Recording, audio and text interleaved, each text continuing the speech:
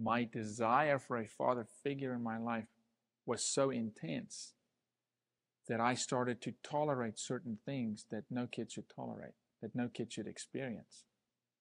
So I would get picked up on a Friday afternoon at 4 o'clock and we'd go straight to the bar.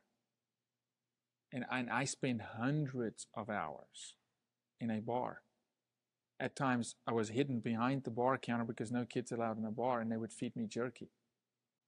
And my dad was a musician, an amazing man, a phenomenal man. He was a civil and mechanical engineer. He was a pilot.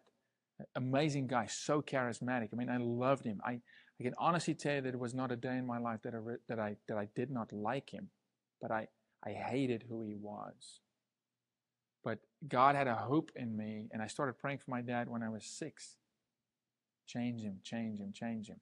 So 25 years later, there is redemption. You know, that's why any husband that watches this, or any dad that watches this, it's never too late. And no matter how much time you have left, it's enough.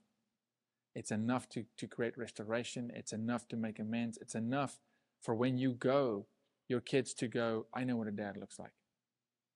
If it was a day or an hour or a year, in my case, 2 years. Last 2 years of my dad's life, he passed away last November.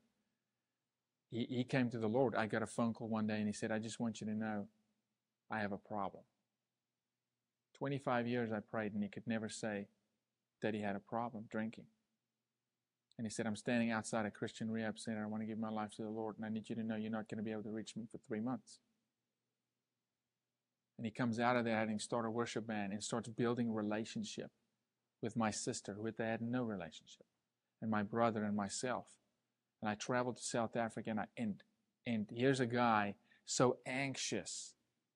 He called me and said, I need to tell you about Jesus. And I said, Dad, I know. He's like, no, you need to listen. I need to tell you about Jesus. Watch the Father Effect movie for free on YouTube.